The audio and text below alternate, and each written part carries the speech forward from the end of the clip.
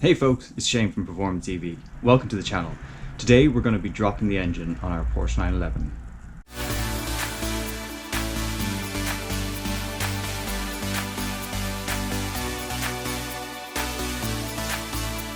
Hey folks, thanks for joining us. For those of you new to the channel, this is my project to put a Nissan Leaf motor into a Porsche 911. If this is your first time watching, feel free to look on the channel, have a look at the other videos, subscribe if you want to find out more. But today is a big milestone. We're going to be dropping the engine out of the Porsche so we can start figuring out how to actually fit the Leaf motor. So as you can imagine, this is a pretty big undertaking. The manuals say it's going to take at least 8 hours, lots of steps to do. So I've got my to-do list all drawn up and I've got a car in the workshop. So join us as we drop the engine on this Porsche 911. Also need to disconnect the battery.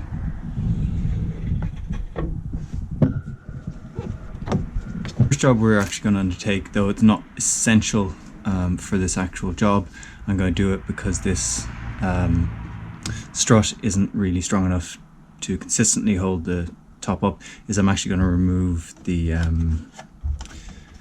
rear deck lid, get it out, and that way I don't risk the thing falling on me while I'm trying to work. So first job, I need to just remove this cover, disconnect the wiring, and then I'll get on to removing the bolts.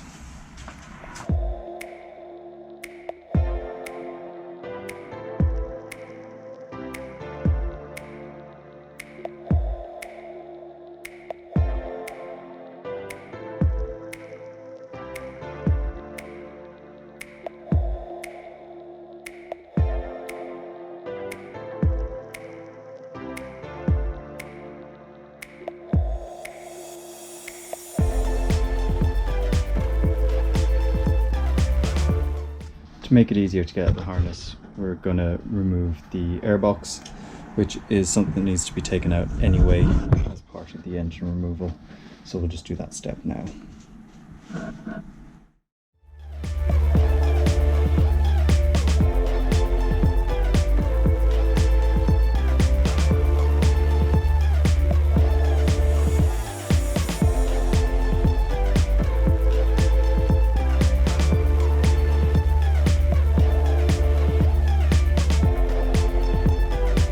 Remove the mass airflow sensor to be able to get the airbox off.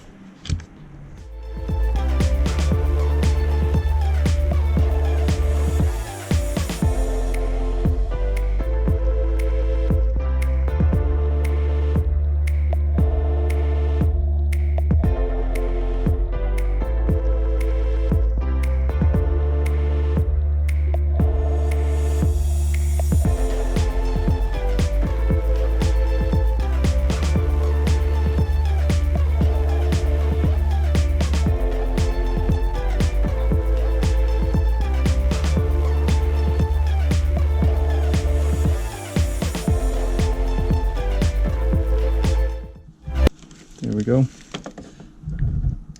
Looks in decent nick actually.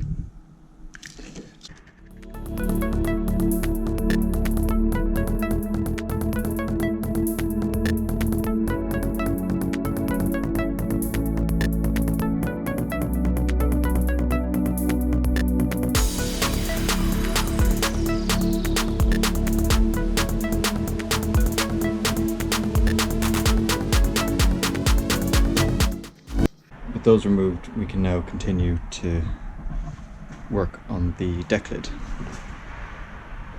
There's the 4 10mm bolts, 2 on either side, that hold the hinge unit to the deck lid itself.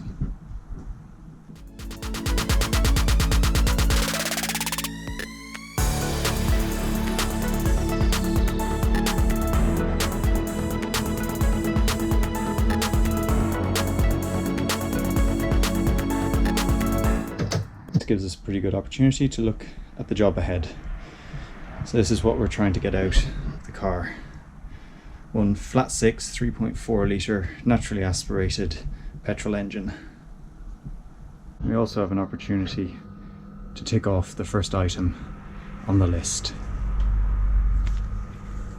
So the next step is to remove the throttle cable from the throttle body just here.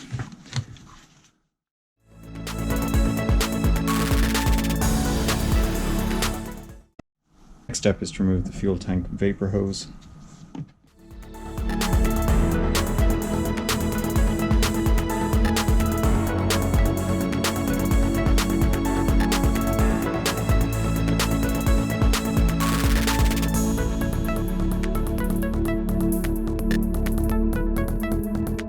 Before we move on, the brake booster bolts.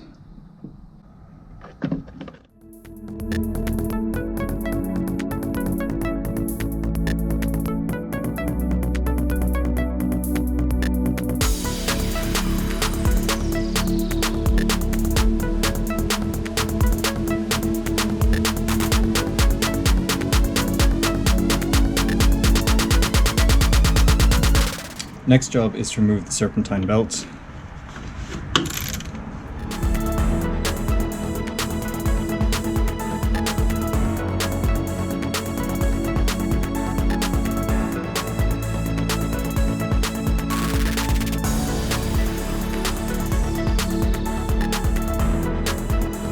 Turning the tensioner clockwise allows us to release the tension and get the belts off.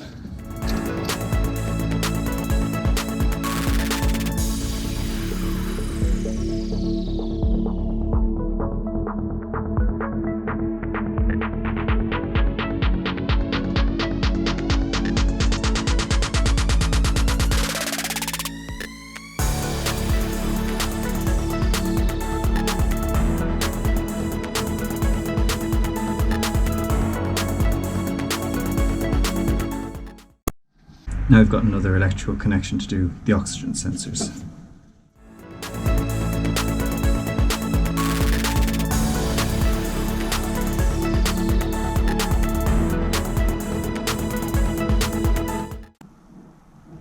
Alright, next job is to suction out as much of the power steering fluid as we can.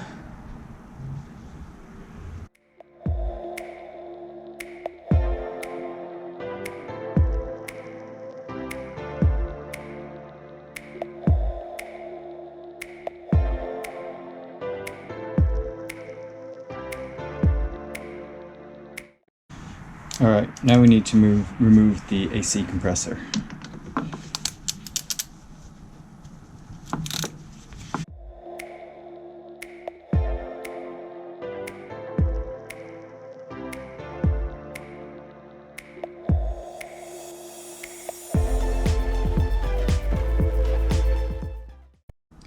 There are a total of 3 bolts on the air conditioning unit. One is deep in the back, in between the intake manifolds. The bolts removed, the compressor can be carefully levered out.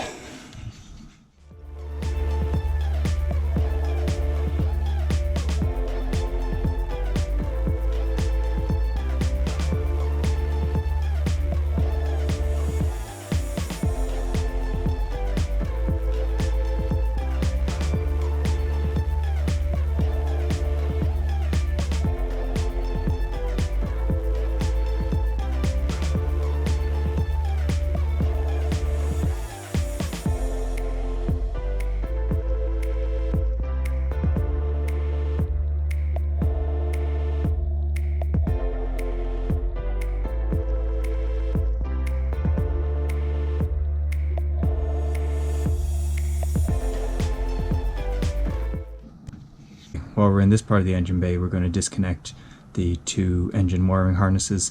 You turn the housing anti-clockwise and that should release them.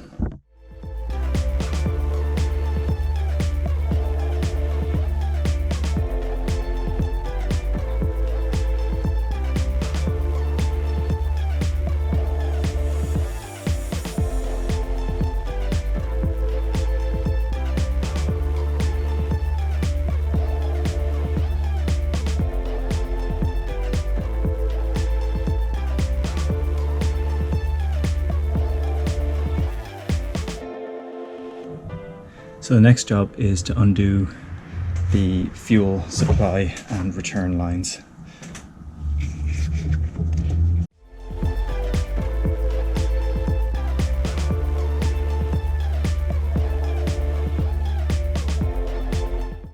That's the return line done. It's a bit more difficult to access, so worth doing first. It's a 17mm bolt, and then this is the supply, which is a 19.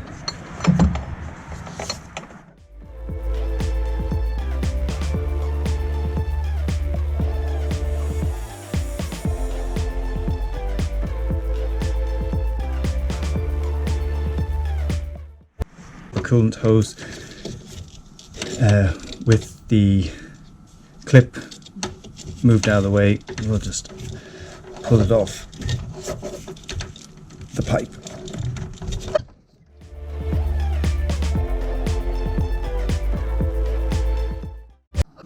Alright, let's take a look at our list. So we've also disconnected the accelerator cable, fuel vapor hose, brake booster hose, we've removed the serpentine belts. I need to double check. Oh yeah, disconnect the oxygen sensor. We've removed the power steering fluid. That wasn't relevant. We've unbolted the compressor.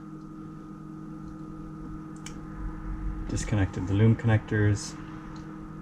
Disconnect the fuel lines.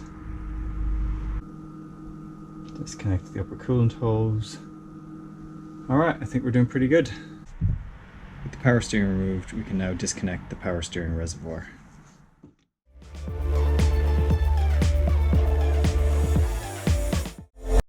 10mm bolt removed, we now should be able to just pull it off.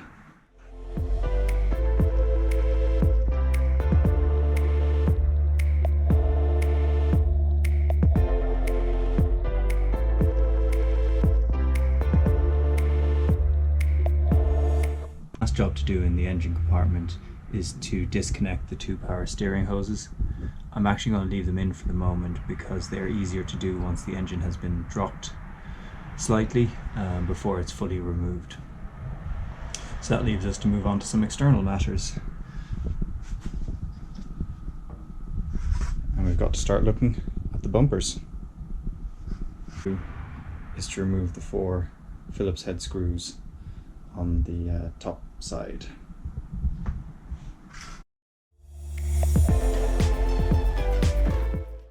Two Phillips head screws, one on either side, and then 4 plastic fasteners, 2 on each outer edge.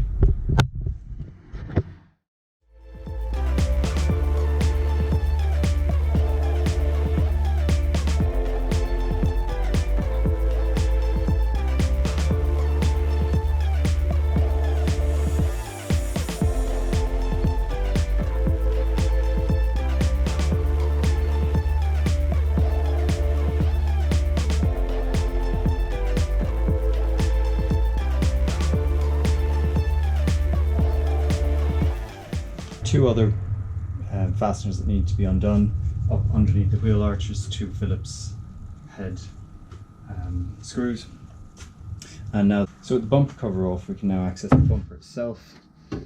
A couple of bolts either side. I think they vary depending on the model. On the 996, they seem to be, on this one, they seem to be 17mm. I've seen them listed as 19 as well.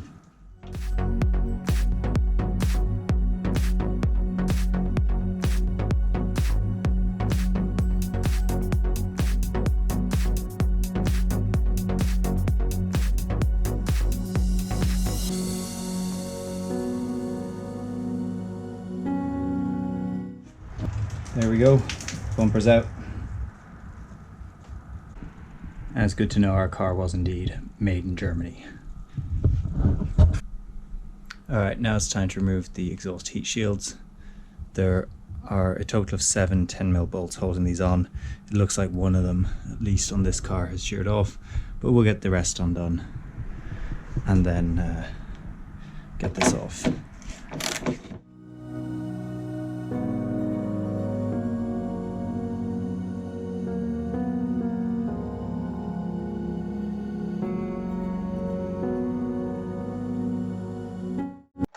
I think they're just for holding this on this car.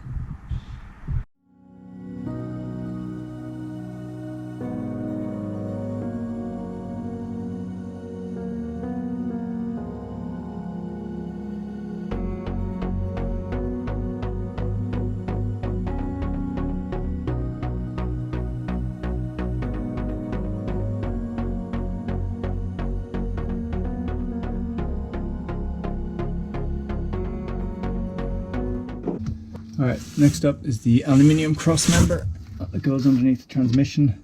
It's two 15mm bolts.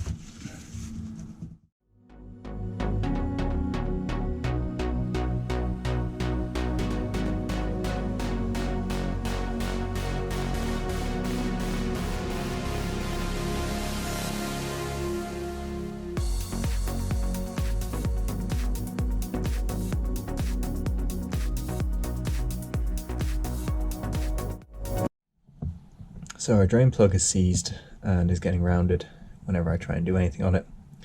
So that one's no-go. So we're going to have to drain the coolant by unclipping one of the hoses. I'm going to do this side because it's slightly lower and therefore hopefully we should get more of the fluid out.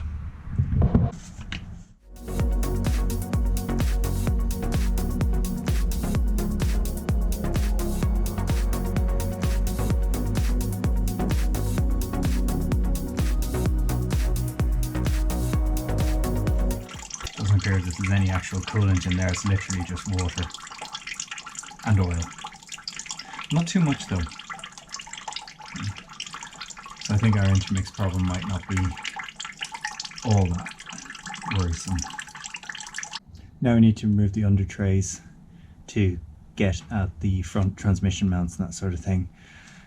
I won't take you through all the connections are on this one because there's only two connections on mine. A 10mm bolt and a cable tie. There's supposed to be many more, but if you're doing this yourself you'll find them, and yeah, undo them and then we'll let the tray down.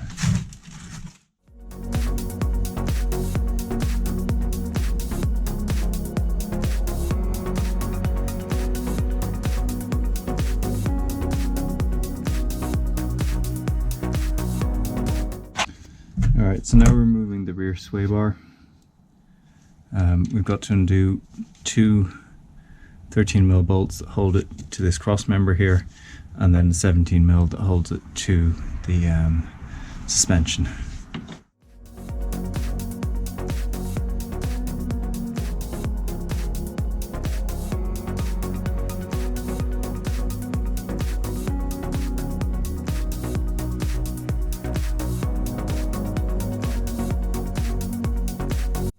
To do the 17mm first, while the sway bar is still held on to the cross member.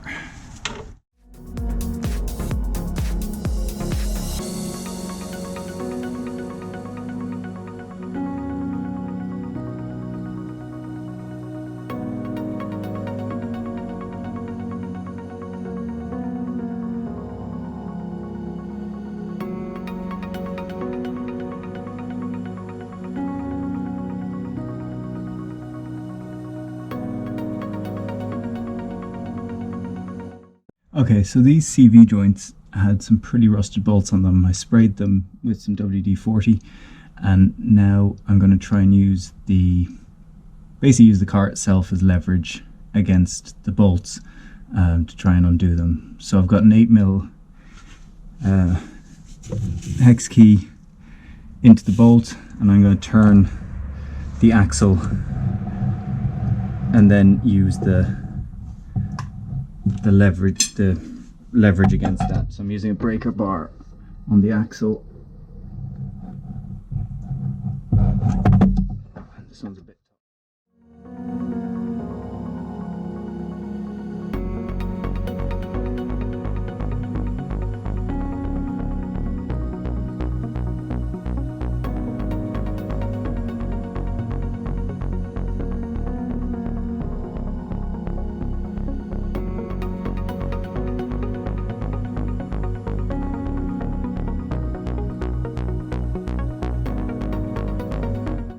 Alright, after a lot of effort we finally managed to disconnect the CV joints. We also drain the coolant, and we'll go on to the next pieces.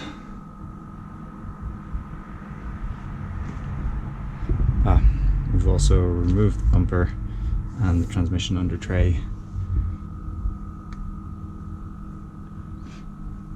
We're continuing our efforts under the car with the electrical connections to the transmission, so there'll be things like the reverse light and that sort of thing, and then the actual physical connection for the shifter knob. So this is a Tiptronic transmission, so this will be to shift it from park to reverse to neutral to drive, or to run the semi-manual piece. It looks like on my car at some point, I know maybe someone hit something and knocked the part of the mount off here that connects to the transmission oil cooler. So that makes things a little bit easier for taking apart now.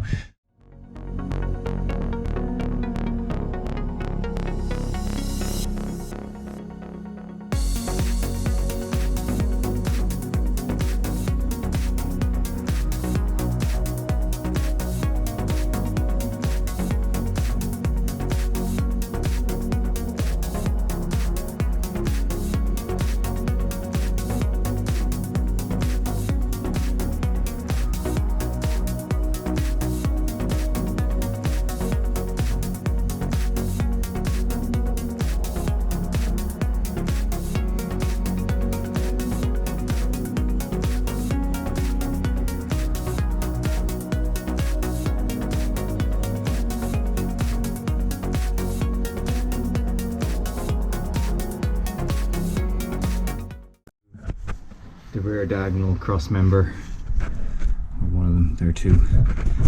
So it's a 17mm bolt here at the end, a 15mm nut on there, and a 15mm behind the plastic panel there. So first step is to access the outer 15mm. Normally to access the outer piece, you'd want to undo the 3 Phillips head screws, one here and then 2 underneath, so that hold it up. But this car has had some work done on it before, and they've created a quick access for the bolt, the 15mm at the front.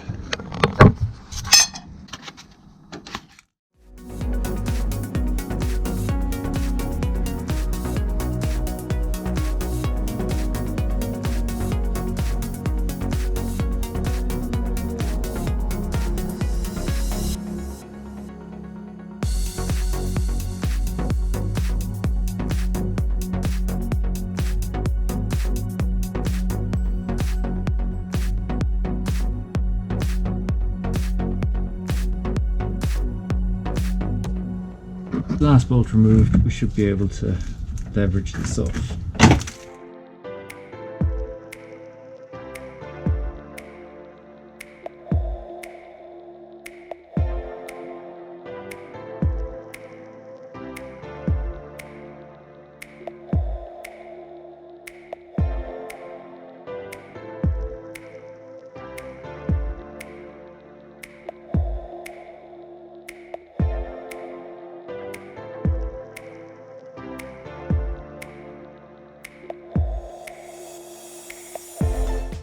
So now the diagonals have been removed, there's nothing specifically connected to the main crossmember brace, which is this one that goes between the suspension uprights. That's removed by 2 sets of bolts here and here. So let's get those undone and get it out, and then we should be almost there. Now I've got to remove the bolts holding this cross member in place. Looks like a combination of a 16mm bolt bolt and an 18mm nut on the lower side.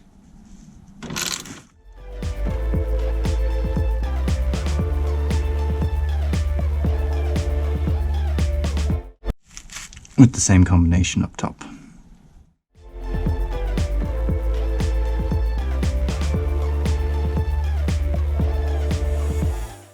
So this is the crossmember that goes between the suspension uprights underneath the transmission, and in order to get it out there are, as I showed previously, 4 bolts, but they act slightly differently.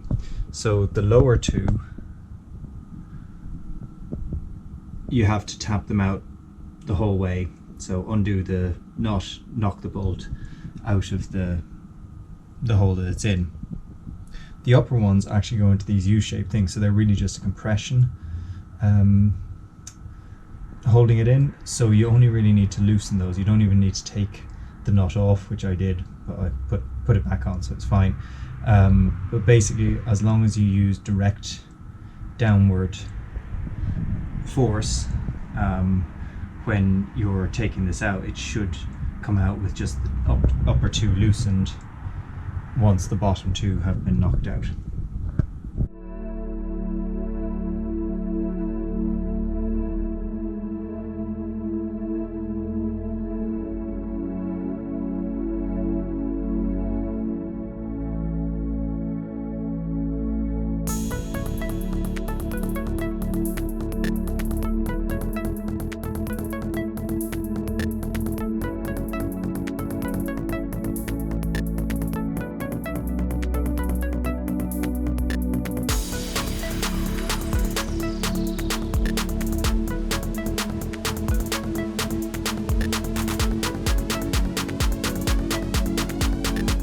Jobs in the engine bay. Need to disconnect a couple of hose pipes, and then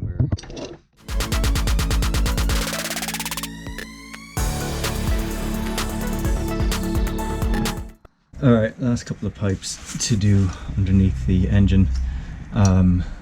Just a bit more coolant, so this is water pump and temperature sensor. So we'll get those disconnected, and then we can move towards lowering the engine and get the power steering also disconnected.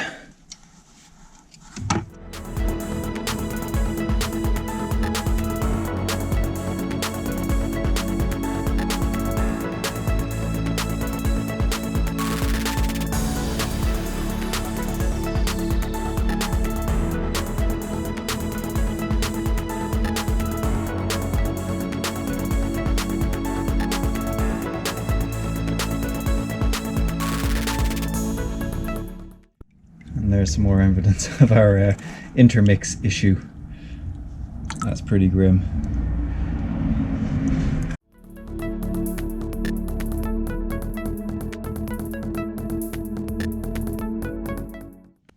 And yet more evidence.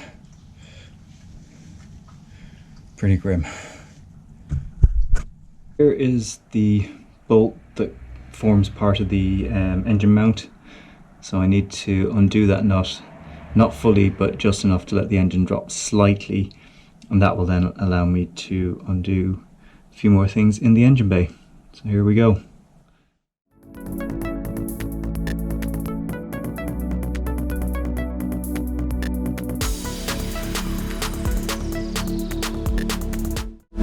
Starting to undo the main engine and transmission mounts. I'm going to get some jacks in under here just to support things in case any bolts shear or anything like that and things want to drop suddenly.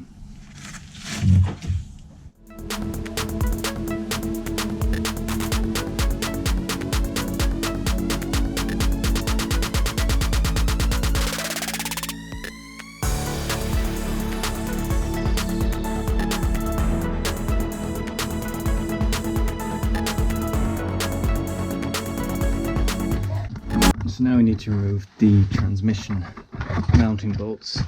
So this actually connects in a few different places. I'm going to undo all of them because I don't want to risk damage when we effectively pivot things out.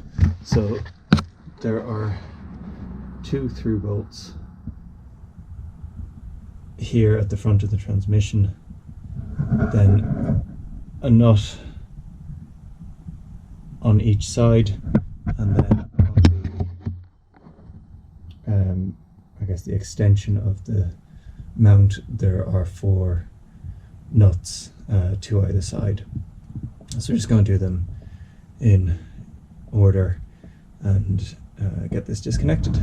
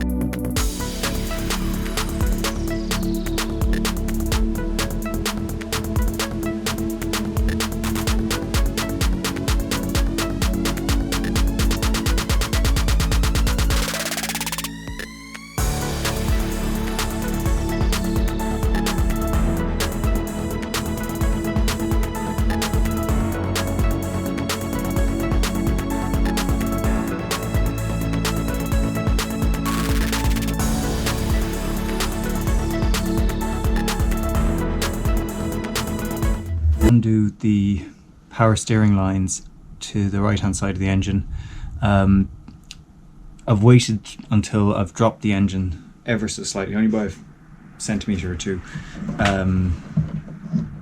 to allow slightly better access. So now we'll hopefully be able to get these off relatively easily, and then we can finish off dropping the engine. Hoses are actually relatively easy to undo once you've got enough space.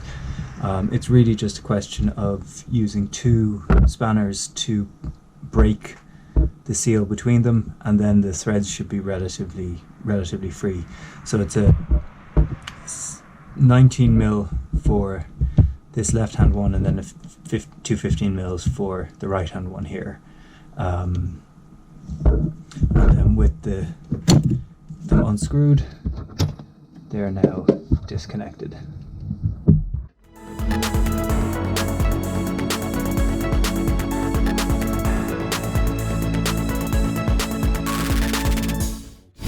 It's unscrewed rather than just the nut, but that's fine. We'll deal with that. Means the engine and gearbox are just being supported by the 2 jacks here, so we'll slowly start letting things down. I've put one additional support point, which is a hoist above the engine, which is holding it up as well, and we'll use that for lowering the final few centimeters onto a dolly. So we're going to take another look at our checklist before we drop the engine. Misplaced my dry erase marker, so I'm just going to have to scrub out the lines as we go through it. So first off, secure the transmission with a jack, which we've done. Remove the transmission mount, so we've disconnected it. It's still connected to the transmission, but that's fine, it will come down at the same time.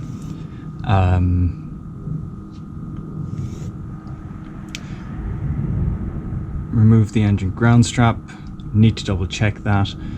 Disconnect the water house to the thermometer and the water pump, so disconnected both of those. Secure the engine with a jack, we've done. Remove the engine mount nuts, we'll be doing in a moment, and then lower the engine to the floor. So we're pretty much there, and this is where things get exciting.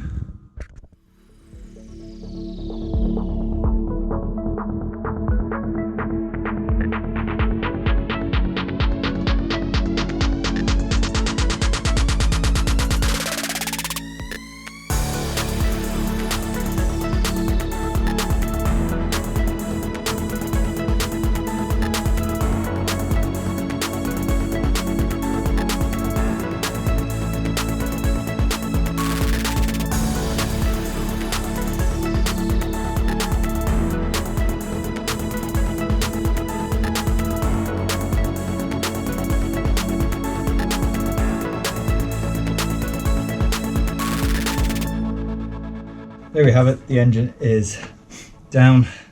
As you can see, it's a bit of an angle. That's because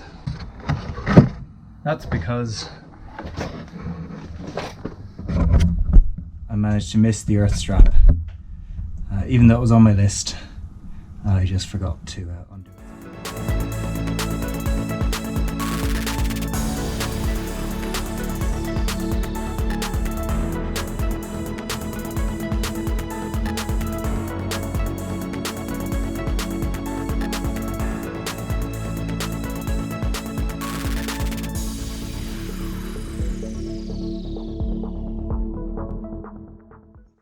Alright, so now we've got the engine fully down.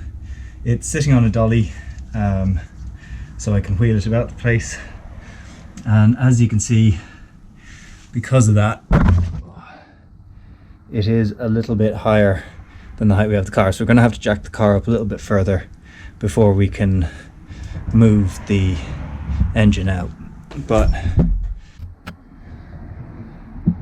that's still a pretty awesome sight. Great to see the space that we have in here for genuine EV stuff. Gonna have to start figuring out what we can fit in where. Power jacked up a little bit further and see if we can actually pull out this motor. The jacks and jack stands I have just aren't quite tall enough to allow us to drag the motor out fully intact, so we're going to need to take off the inlet manifold and reduce the height of it so we can pull it out. So in terms of the intake manifold, there are 6 bolts on either side. They look like 10 mils, so I'll get started with those.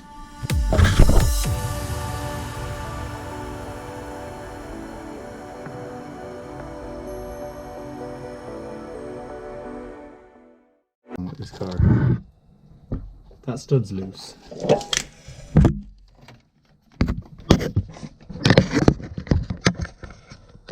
That one's non-existent.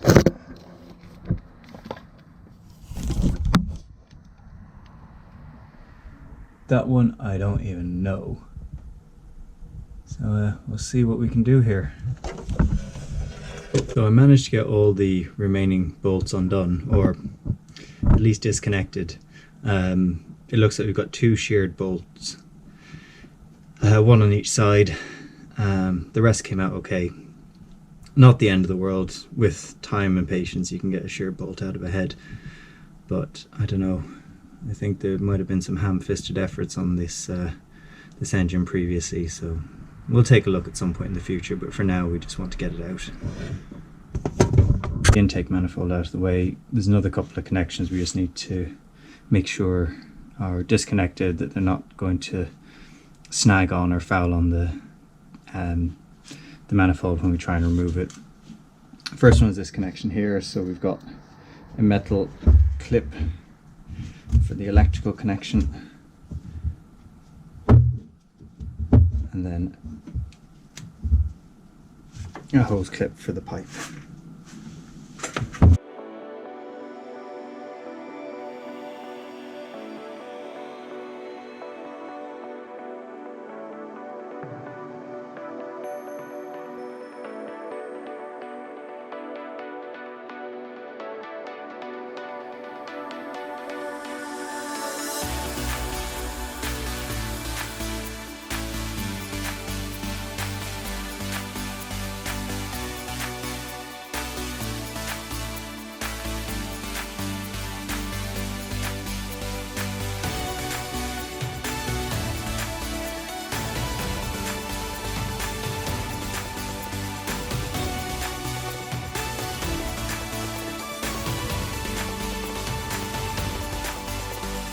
We have it on intake manifoldless engine. I'm gonna stuff a couple of rags into the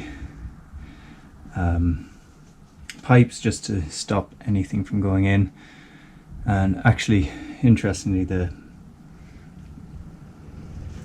unit I've just taken out isn't the whole manifold, so it doesn't attach directly to the engine, so potentially those sealed bolts are even less of a problem. than I had initially thought. But anyway, let's continue trying to get the engine out.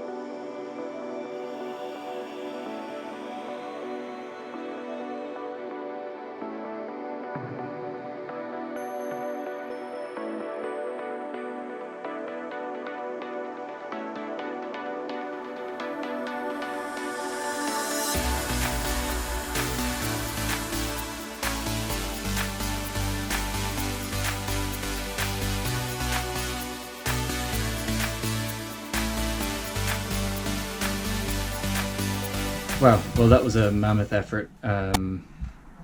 It took multiple days to actually get through all that work. Things just kind of took their time. Bolts were seized, things were very tightly in place, but we managed to get there in the end. And to be honest, we did it with just normal garage tools, so you could definitely do this in your own garage. The only thing where I felt I could have had something better was in terms of lifting the car and therefore being able to just drag the motor out without having to remove the manifolds.